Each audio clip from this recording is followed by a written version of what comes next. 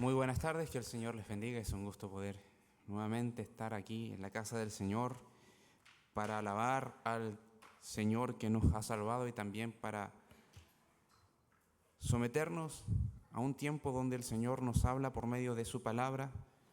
Todos los maestros, predicadores, pastores que suben al púlpito y abren las Escrituras son solamente voceros de Dios que vienen delante de Dios y de parte de Dios a entregar su mensaje, porque es la palabra de Dios la que es expuesta y es su mensaje el que debe de prevalecer, no nuestros pensamientos, ni nuestros gustos, ni nuestros criterios, sino la sabiduría de Dios.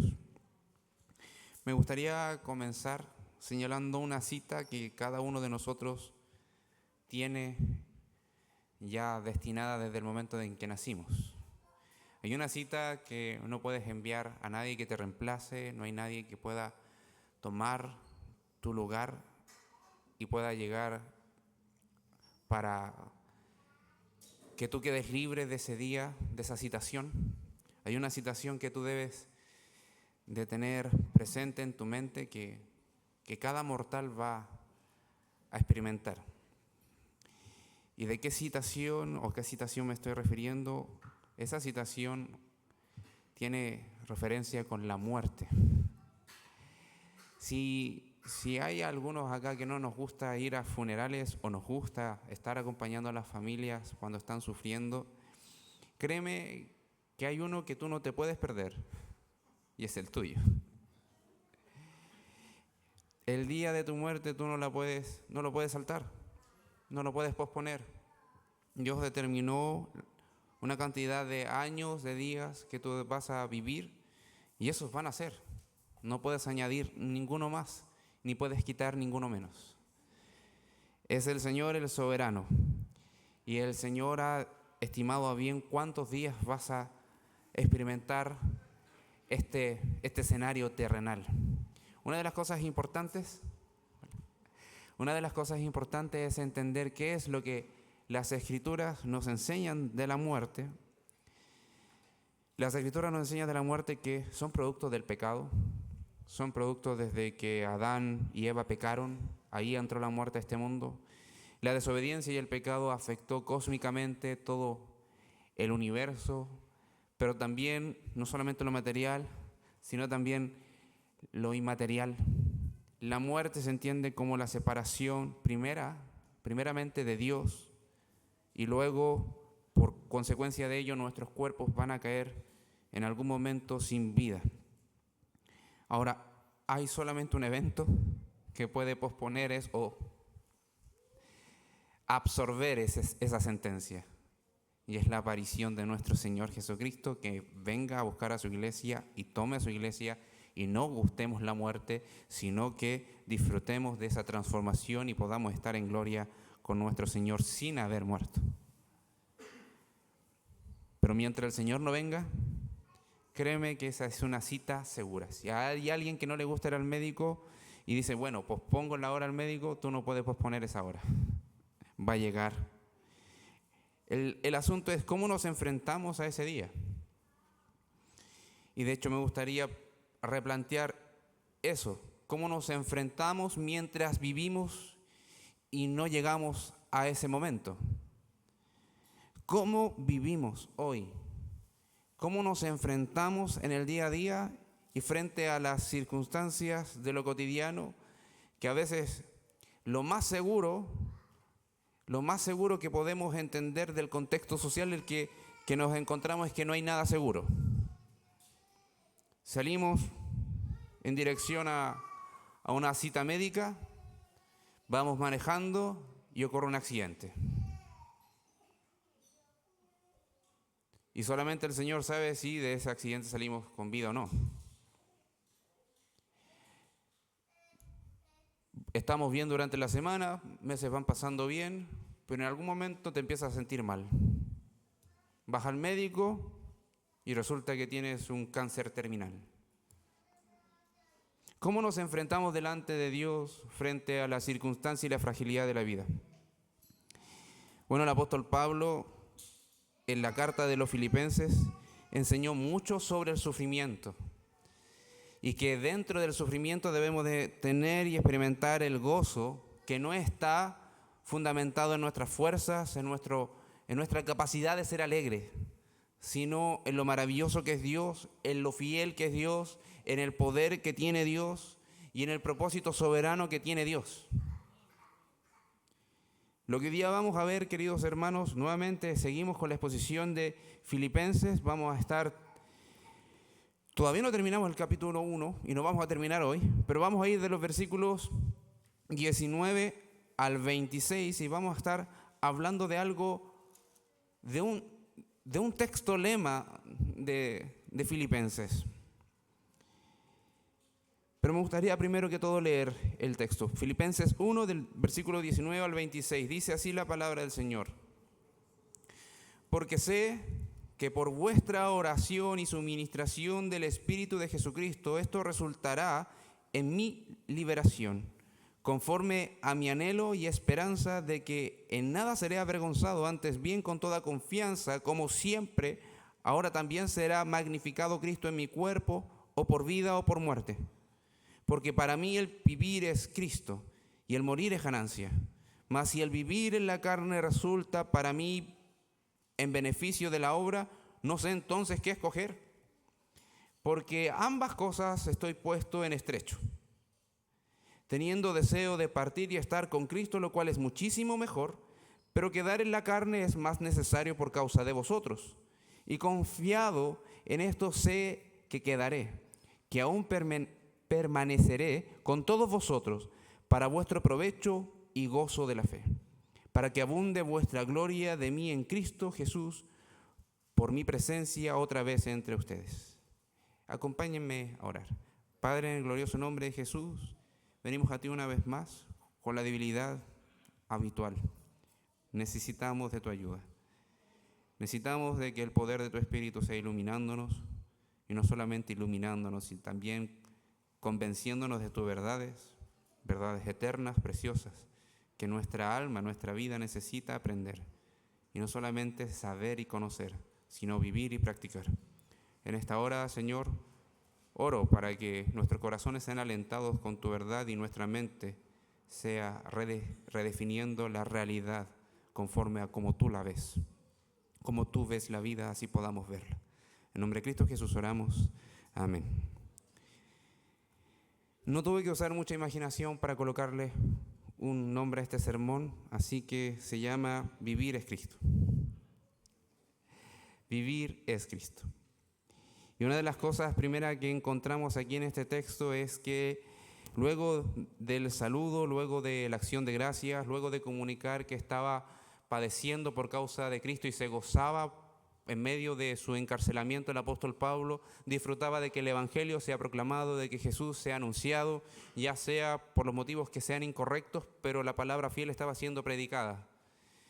Y él se gozaba de que incluso sus prisiones estaban siendo motivo de ánimo, de aliento a otros hermanos, de tener el ánimo de predicar, de anunciar, de vivir para Cristo.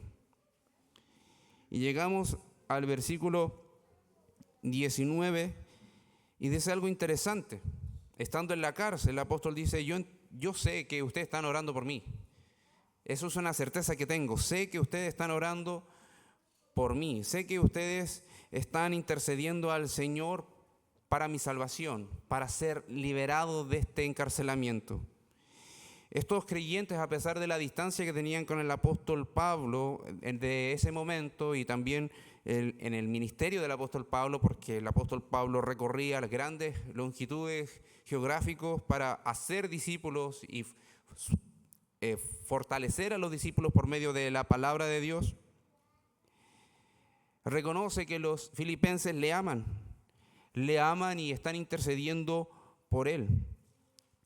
Están intercediendo para que él pueda seguir haciendo la buena obra que ha recibido de parte de Dios, que es anunciar a Cristo a las naciones. Y entiende que tanto la oración de ellos van a ser tomadas por Dios y van a ser respondidas con su liberación. Eso lo tiene como por certeza. Dice, sé que están orando, pero no es lo único que sé. No es lo único que tengo como certeza, sino que sé que Dios va a dar una buena salida a esto. Junto con ello, habla de una suministración del Espíritu de Jesucristo, que se está refiriendo al Espíritu Santo. Tanto las oraciones, así también como la buena voluntad de Dios y el poder del Espíritu Santo va también a obrar para su liberación. Testifica que hay una seguridad fuerte en su corazón que el Espíritu Santo está obrando a su favor. El Espíritu Santo va a tomar los medios para que pueda ser liberado. El resultado tanto de la obra de Dios como la intercesión de los santos va a ser su liberación. Ahora, es importante ahondar en esa palabra liberación porque también es la que se utiliza para hablar de salvación del alma. También es la que se utiliza para definir la doctrina de la salvación, que es la soteriología. Entonces, liberación también es salvación, pero no solamente salvación, sino bienestar y escape. Entonces, el apóstol Pablo está diciendo hartas cosas acá, pero está apuntando fundamentalmente que Dios va a obrar conforme a su propósito. Ahora, ¿de qué tipo de liberación, de qué escape, de qué bienestar se está refiriendo específicamente? Cualquiera de nosotros podría decir, va a salir de la cárcel.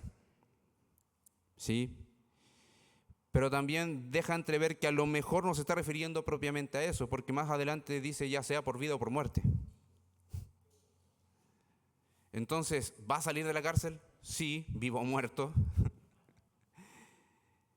Pero, ¿qué es lo que más le preocupaba al apóstol? ¿Qué es lo que más le afligía en su corazón? Bueno, el versículo 20 nos ayuda a entender un poco. Conforme a mi anhelo y esperanza,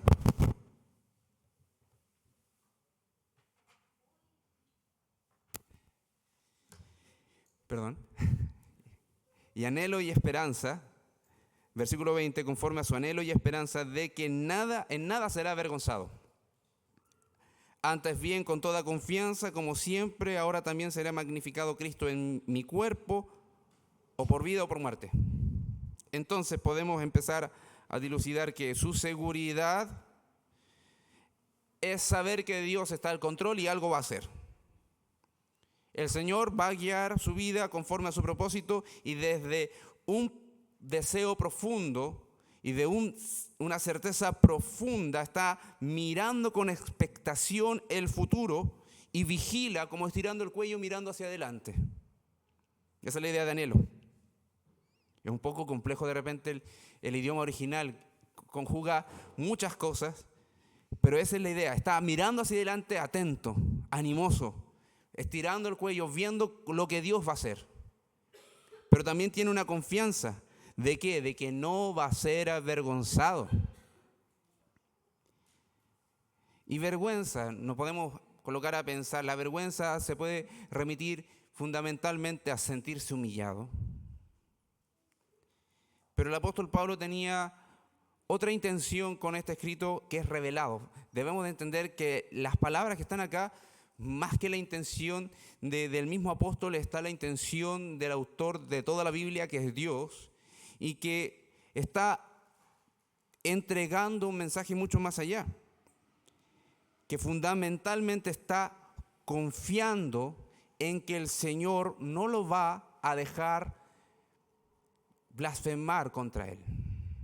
No importa la presión que sienta, no hay mayor humillación para el apóstol, tenía en su mente que no hay mayor vergüenza que haber estado encarcelado por ser un predicador del evangelio y cuando llegue la audiencia final le pregunte, ¿te arrepientes de haber estado hablando de Jesucristo? Y él diga, sí, me arrepiento.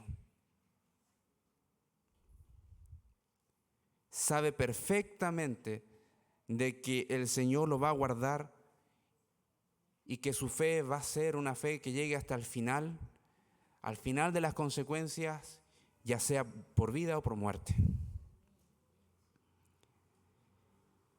No va a ser avergonzado porque ha creído en Cristo. Y las promesas de Cristo se cumplen. Y hay una promesa particular en Mateo 10, 32.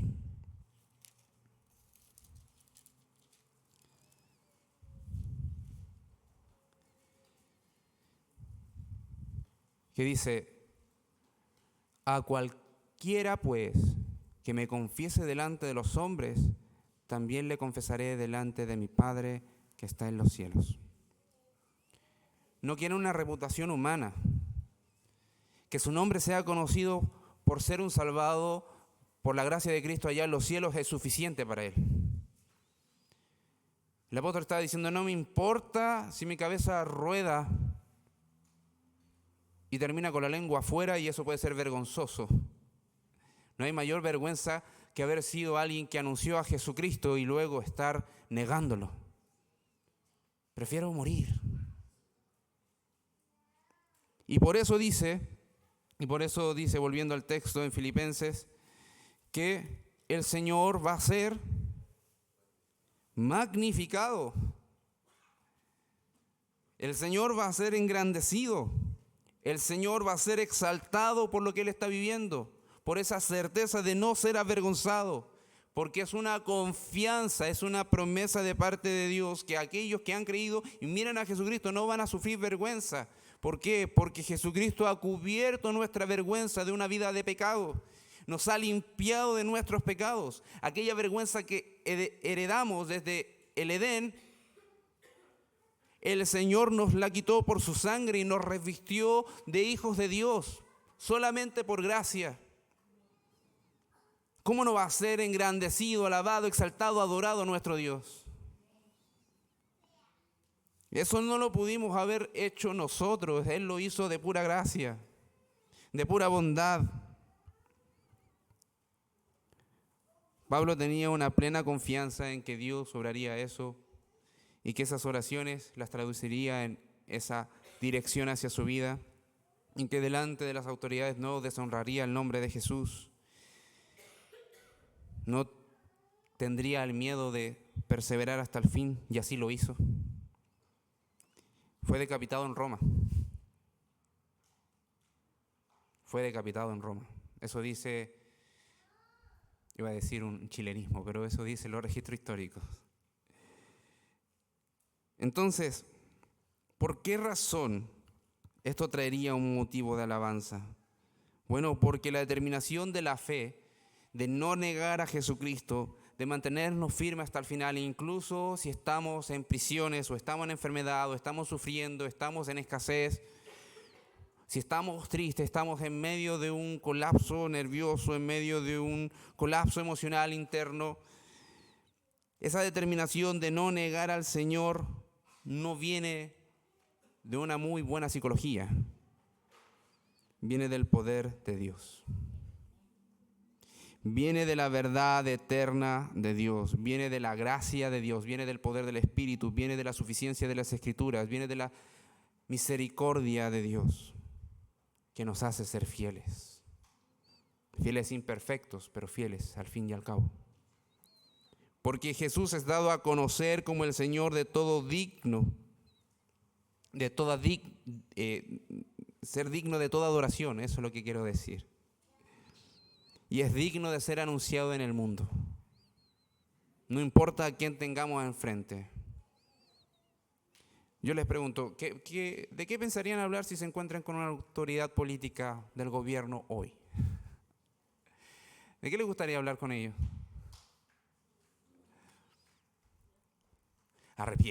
Le diría: arrepiéntete y cree. Tú necesitas a Jesús, necesitas la sabiduría de la palabra del Señor.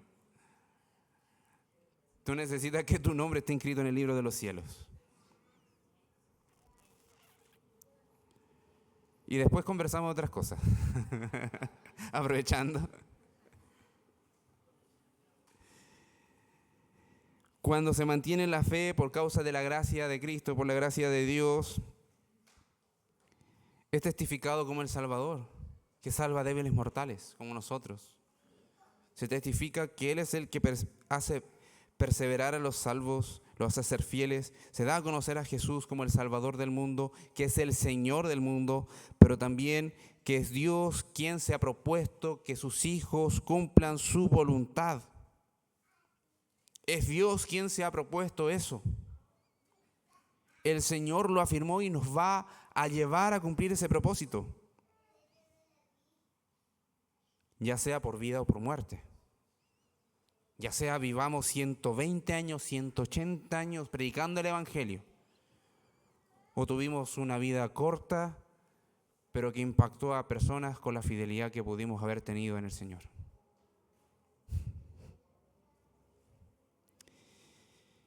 Pensemos en que nos sujetamos a la voluntad de Dios a pesar de la aflicción. ¿Quién es el mayor ejemplo? Nuestro Señor Jesucristo. Nadie ha sufrido el quebrantamiento como Él. Nadie ha sufrido el dolor interno como Él. Nadie ha sido azotado como Él. Nadie ha sido avergonzado como Él. Y aún así, justamente antes de ser entregado en manos de pecadores, le ora al Padre con toda honestidad y sinceridad, diciéndole: Padre, si es posible, pasa de mí esta copa. ¿Pero qué? No se haga mi voluntad sino la tuya. Jesús sabía que podía haber otro medio para salvar. Dios tiene todo el poder para haberlo hecho, pero su buena voluntad era mostrar su amor, su compasión mediante su sacrificio, porque sin remisión, sin derramamiento de sangre no hay limpieza y perdón de pecados.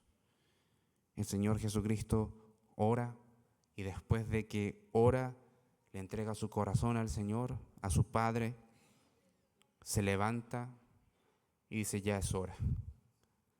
Se acerca el que me va a entregar. Y como manso cordero se dirige hacia la buena voluntad de su Padre.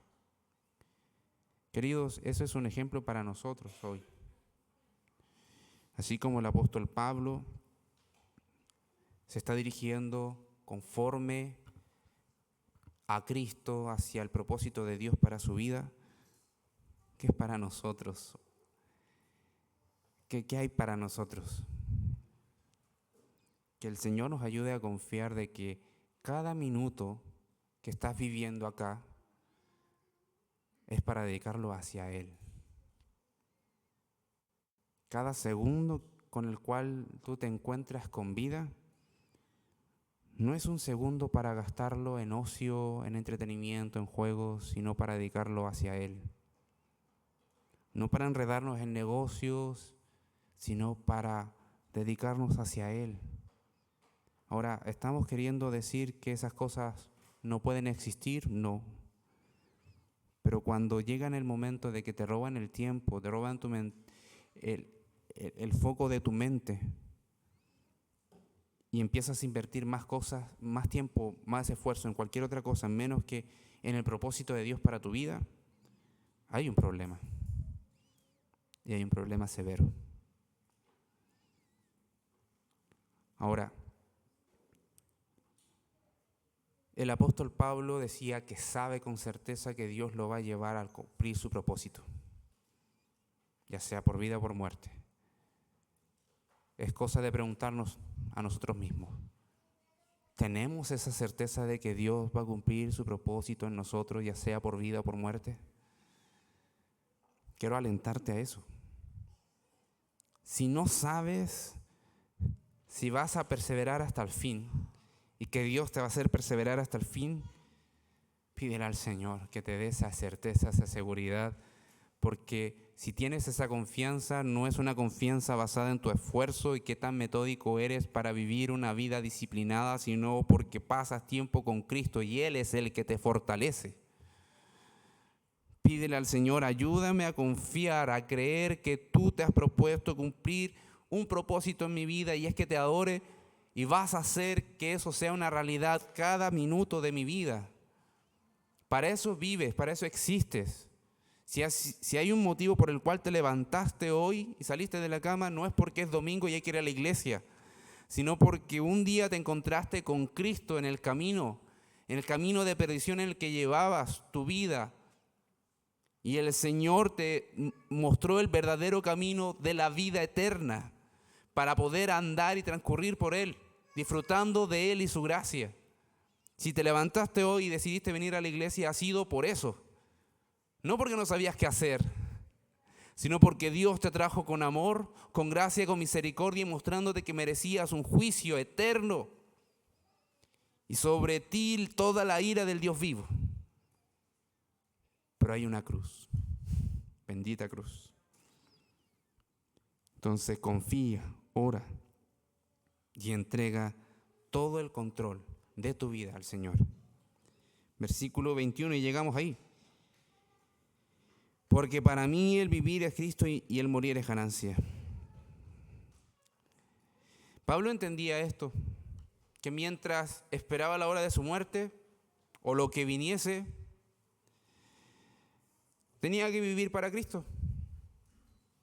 ¿En qué se iba a enredar?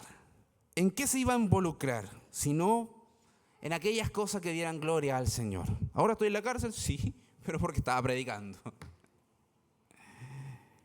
Pablo sabía que vivir es Cristo, que la vida es Cristo, que no podemos desperdiciar nuestro tiempo y nuestros segundos, minutos, horas, semanas, meses, años que tenemos de vida y que nos tenemos por delante. También sabía que morir iba a ser ganancia. ¿Qué significa eso? Iba a ser mucho mejor. ¿Por qué? Porque iba a encontrarse cara a cara con su Salvador. Iba a estar inmediatamente en la presencia de Dios. Iba a disfrutar de Cristo sin ninguna cosa que le impidiese disfrutar esa bendita comunión que tenemos por Él. Y fundamentalmente tenemos en nuestro cuerpo, en nuestra carne, ciertas cosas que muchas veces nos hacen no disfrutar plenamente lo que el Señor ha hecho. Entonces, por eso es muchísimo mejor. Ya terminé mi carrera, estoy allá en la gloria. Estoy con mi Salvador que se entregó por mí. Y yo en respuesta en gratitud me entregué hacia Él. Por eso es ganancia. Ver cara a cara a nuestro Salvador no solo lo podemos hacer ahora, aquí, en este momento, a no ser, nuevamente, repito, que el Señor aparezca en el aire y nos lleve a todos los creyentes a estar con Él. Mientras eso no ocurra, tú no puedes mirar cara a cara, hacer un quemadito de ojo con el Señor. Pero si uno expira, si uno fallece y es recibido por Cristo, entramos en un sueño de los santos, descansamos con Él y ya no hay tormento ni dolor, ya no hay aflicción de la carne, ya no está esa lucha permanente de que quiero amar al Señor, pero sino que estamos con Él. Entonces sabe que lo más precioso, lo más valioso es Cristo. Es Cristo. Entonces, por lo mismo el apóstol está entregando esa frase no como una frase amargada, resignada, como una frase pesimista, depresiva. Ya, sí, todo lo que tengo es Cristo y bueno, ya. Si muero va a ser mejor. No, ese no es el sentido, sino es una frase llena de esperanza, llena de una perspectiva celestial, llena de una visión del reino de los cielos, de vivir para la eternidad, de vivir porque estamos en el eterno Dios, de vivir porque Él es digno de que todo ser le adore mediante la obediencia. No es una frase fatalista, es una frase llena de amor, de compromiso, de fidelidad. Una frase que reconoce que el único verdadero Señor digno de ser adorado es Él, es el Dios eterno. Tampoco no es una herramienta para decir, bueno, ya que el mundo es tan malo, Señor, por favor, sácame de este mundo. No. Debemos de desear el reino de Dios y su justicia, sí, por supuesto, debemos de desearlo, pero no por la maldad, sino por lo bello del reino de los cielos. No por la maldad del hombre, sino por lo hermoso, lo santo, lo justo de Dios. Por eso vivir es Cristo. Porque no estamos centrados en esta vida terrenal, pecaminosa, carnal y muchas veces sujeta a pasiones desordenadas que hacen mucho daño. Sino estamos sujetos a la santidad de Jesús, a la bondad de Jesús, a la justicia de Jesús, a la gloria y la majestad de Jesús. Por eso decimos que vivir es Cristo. Versículo 22. Mas si el vivir en la carne resulta para mí en beneficio de la obra, no sé entonces qué escoger. Bueno, sé que si muero es ganancia, es mejor porque estoy con Él. Pero mientras tanto, ¿qué? Hay trabajo que hacer y es muy honesto en decir, no sé qué escoger. Porque si hay un beneficio en cuanto a la obra, se refiere a la edificación de la iglesia, a que personas vengan al conocimiento del Evangelio, no sé qué escoger. Pero sé que es ganancia. Yo no sé qué escoger. Y es extraño que coloque esto porque no escogemos si queremos vivir, si quiero tomar un atajo. Cuando alguien hace eso, sabemos que es pecado y es doloroso. Aquí el apóstol Pablo no está diciendo, no está apuntando hacia eso, sino el deseo de su corazón de lo que Dios quiere, de lo que quiere que Dios haga. Si déjame con vida, Señor, o llévame. No sé qué escoger, pero lo que tú quieras hacer, eso voy a vivir con gozo. Ese es el sentido. Entonces, cuando habla de la obra, fundamentalmente se está refiriendo también a la certeza de que el Espíritu Santo es el que trae nuevas personas a la fe. Es el Espíritu Santo quien, por medio de la predicación del Evangelio, constituye iglesias. Y es el mismo Espíritu Santo quien va transformando a los creyentes mediante la verdad, mediante la transformación y renovación de su mente por medio del conocimiento de Dios. Lo que Él está diciendo, yo confío de que si entrego la palabra de Dios, el Señor va a seguir obrando, pero aún estoy en ese dilema. No sé qué escoger. Si irme a descansar o seguir esforzándome y trabajando acá. De todas maneras, el que tiene la palabra y la última palabra de eso es el Señor. Entonces, ¿qué es lo que vemos acá? Vemos en el versículo 23, porque de ambas cosas estoy puesto en estrecho, teniendo deseo de partir y estar con Cristo, lo cual es muchísimo mejor. Vuelve a repetir la idea. Pero se siente en una encrucijada.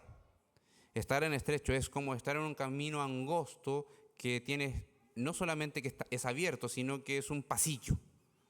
Es un pasillo que la única dirección que tiene es hacia adelante, pero va estrecho.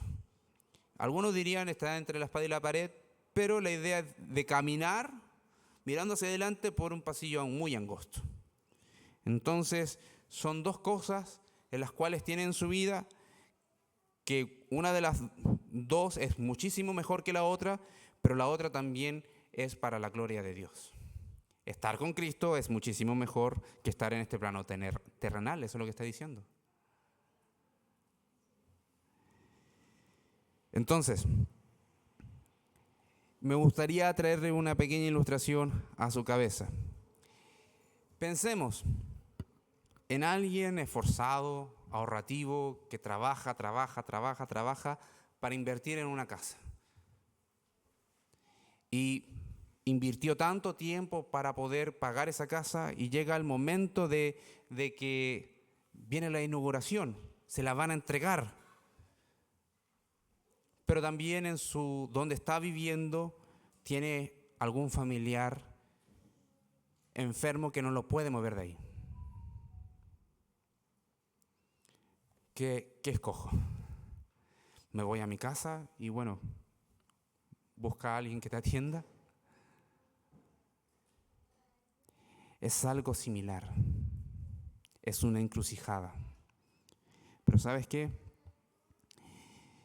Lo que la Biblia nos está planteando muchas veces es el perder para ganar. El mismo Señor Jesucristo estableció la idea fundamental de que aquel que quiere hallar la vida debe de perder la suya. Pierde tu vida para ganar la de Cristo.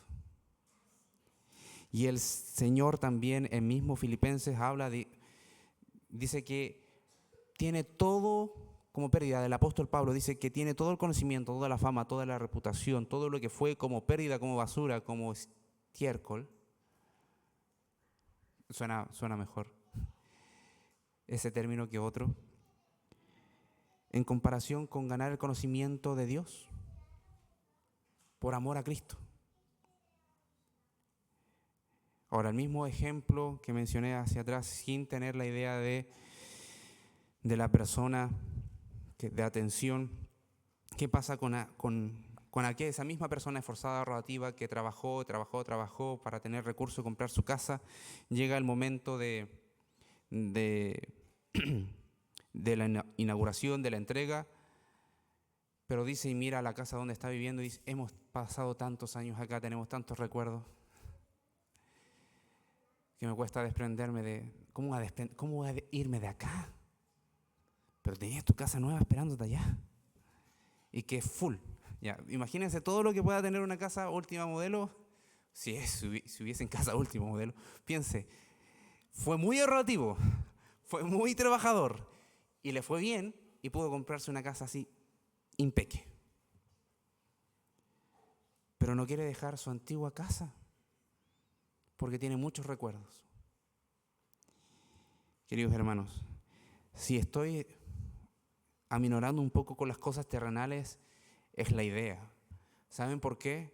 Porque nosotros no tenemos una habitación hecha por mano de hombre. Cuando nos enfrentamos a la muerte, nos estamos enfrentando al llamado de parte de Dios, que nos llama: ven a las moradas celestiales que tengo preparada para ti. Y no vas a estar solo, vas a estar con la persona que más te ama y con el ser que más tú debes amar. Sí, es verdad, cuando nos enfrentamos a la muerte, nos cuesta entender que es ganancia cuando somos creyentes, incluso cuando somos creyentes. Incluso cuando pensamos en que hay familiares muy amados que fueron creyentes y están allá. ¿Sabes con quién te vas a encontrar por sobre toda persona allá en los reinos de los cielos? Es con el Señor, es con Cristo. Yo quiero llegar al cielo, no porque quiero hablar con Pedro, Juanito, con Jacobo, con Mateo, con David, con Moisés. Sí, son grandes hombres de Dios, pero ya le hemos dado honra aquí. Yo quiero ver al Salvador, yo quiero ver a mi Señor. Él se entregó por mí. Ningún ser humano se ha entregado por mí y brindarme esta salvación tan grande. Él es el digno de toda adoración y es digno de todo deseo de nuestra vida, de nuestra alma, de querer estar con Él, donde Él está. Por eso es muchísimo mejor.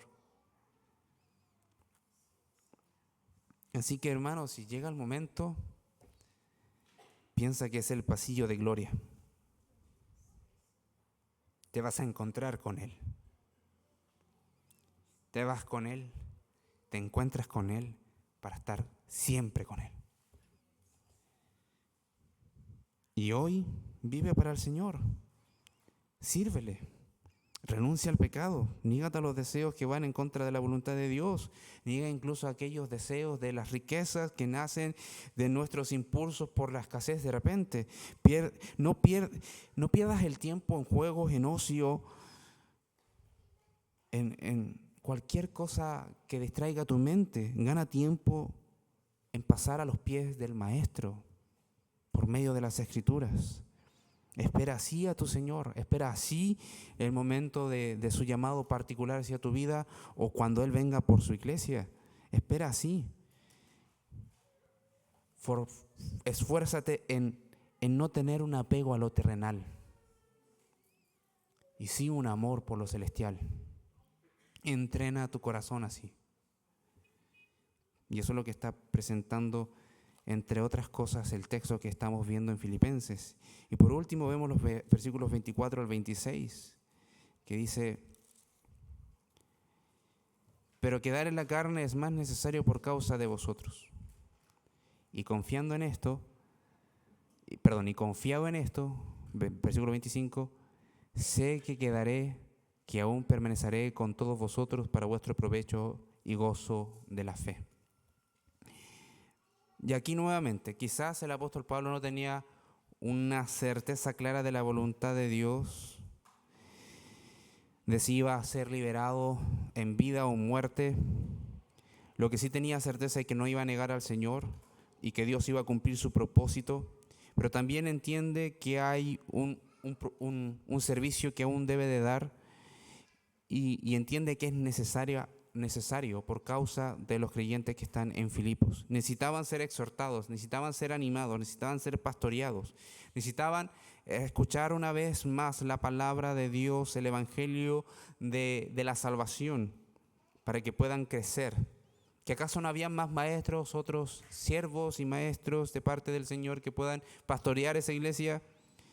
Sí, probablemente sí, pero él estaba entendiendo que quizás era el Señor el que tenía estimado a bien que él fuese quien siguiese pastoreando sus corazones.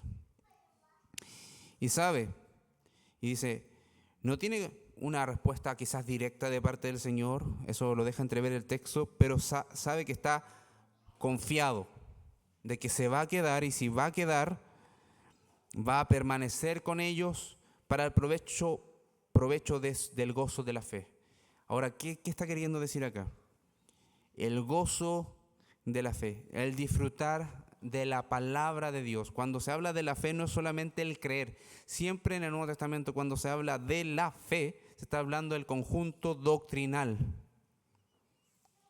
de lo que creemos de la palabra de Dios, de lo recibido. Entonces, lo que le está diciendo a usted: yo voy a estar puesto para enseñarles a gozarse por medio de la palabra de Dios, por medio de las doctrinas que nosotros estamos entregándoles, porque ¿saben cuál es el problema que hay en sus corazones? Que son corazones desconformes, que sufren mucho y no encuentran la satisfacción en el Señor. Gozo es dicha, alegría permanente, no por esfuerzo humano, sino por la gracia de Dios, porque se enfocan en Cristo. Entonces, es por ello que entiende que el Señor lo va a usar para seguir animándolos por medio de la predicación de la palabra de Dios, de la enseñanza de la palabra de Dios, para que al conocer la palabra de Dios puedan aumentar en gozo.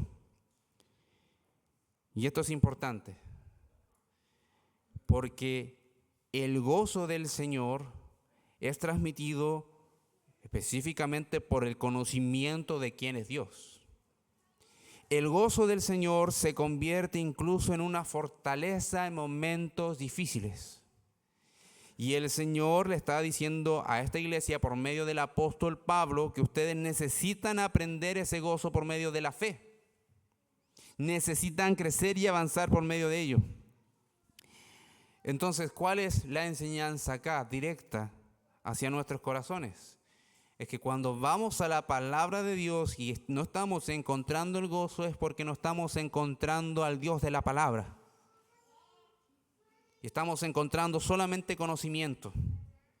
Cuando encuentras gozo en la palabra del Señor es porque estás siendo impactado por el carácter bendito de nuestro Salvador. Ve a la palabra de Dios para encontrarte con Dios. Conoce doctrina para encontrarte con Dios y tu corazón crezca en el conocimiento del Dios Altísimo, para el provecho y gozo de la fe. Necesitaban aprender, disfrutar de la gloria de Cristo mediante las Escrituras. Y no sé si solamente ellos son así, no sé si nosotros también, pero creo que es algo que tenemos que prestarle atención. Y ahora viene y termina diciendo: para que abunde vuestra gloria de mí en Cristo Jesús, por mi presencia otra vez entre vosotros. Si voy y me encuentro con ustedes en libertad, al único que deben de bendecir, de glorificar, exaltar es al Señor. Esa obra que ha hecho Dios en mí no es para gloria mía, sino para gloria de Cristo. Si el Señor dota de dones, de capacidad para hablar de Él a alguno de sus hijos, para enseñar su palabra a alguno de sus hijos, para entender su palabra a alguno de sus hijos, más avanzados que otros, pongámoslos así en ese contexto, vemos un aventajado muchas veces a Pablo, no es para gloria de Pablo, es para gloria de Dios, es para la gloria de nuestro Salvador, porque Él hace sabio al sencillo por medio de su palabra. Él es el que alumbra los ojos del entendimiento por medio de su palabra y la obra del Espíritu. Él es el que coloca bellas palabras de vida en nuestras bocas para hablar de la salvación que hay disponible a todo mortal que quiera venir a Cristo. Él es digno de ser glorificado, y si pasamos por enfermedades, debilidades y salimos en victoria, el único que debe de recibir la adoración es el Señor. Si pasamos por enfermedades, por momentos críticos, si hemos pasado momentos difíciles como iglesia y vemos que el Señor está haciendo su buena obra por medio de su palabra, por medio de la exposición de su evangelio, de Cristo, no es porque los pastores, porque los maestros son muy buenos, sino porque Cristo es fiel. Porque Cristo se merece toda la gloria. De Él es la iglesia. No hay más cabeza en la iglesia que Cristo. No hay mayor autoridad de la iglesia que Cristo y su palabra. Y si vemos la obra, si vemos victoria, es porque Cristo es el victorioso, no nosotros. Para terminar, queridos hermanos, me gustaría animarte a pensar en lo siguiente. Hay un texto maravilloso que fue redactado hace ya varias décadas atrás y que habla de cuál es el consuelo que tiene el creyente, tanto en la vida como en la muerte. Y me gustaría poder leérselo, y es para que usted lo pueda tener en su mente, lo pueda meditar y lo pueda también disfrutar y hacerlo parte de su declaración de fe particular. ¿Cuál es tu único consuelo tanto en la vida como en la muerte? Dice que yo, con cuerpo y alma, tanto en la vida como en la muerte, no me pertenezco a mí mismo, sino a mi fiel Salvador Jesucristo, que me libró del poder del diablo, satisfaciendo enteramente con su preciosa sangre por todos mis pecados, y me guarda de tal manera que sin la voluntad de mi Padre Celestial ni un solo cabello de mi cabeza puede caer. Antes es necesario que todas las cosas sirvan para mi salvación.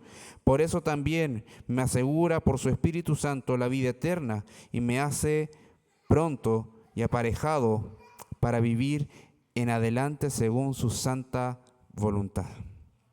Soy de Cristo, Él me compró con su sangre, nos protege, nos asegura. Es su Espíritu Santo que nos da la fe y nos fortalece hoy y hasta la eternidad. Que el Señor les bendiga. Oramos. Padre, en glorioso nombre de Jesús, oro para que tus verdades puedan traer gozo a nuestro corazón y podamos enfrentar tanto la vida como la muerte, entendiendo que es tu buena voluntad la que se ejecuta en nuestra vida. No podemos retener absolutamente nada, mas todo te pertenece a ti. Ayúdanos a saber y a entender, a reconocer profundamente en nuestros corazones que somos tuyos, te pertenecemos a ti, somos de tu propiedad. Y lo que tú quieras hacer con nosotros, eso, Señor, haz. Porque lo que tú quieras hacer, eso es tu buena voluntad, tanto en el cielo, en la tierra y en todo lugar. Te adoramos, Señor. Perdona nuestro corazón cuando nos enfocamos en lo terrenal. Ayúdanos a ser responsables con todo lo que tenemos que hacer, pero nunca idolatrar nada, sino adorarte solamente a ti, porque tú eres el dador de todas las cosas. Gracias, Señor. Oro, Padre Celestial, para que bendigas nuestras vidas con esa certeza y nos ayudes a andar en el poder de tu Espíritu, conforme al poder de tu palabra. En nombre de Cristo Jesús oramos. Amén.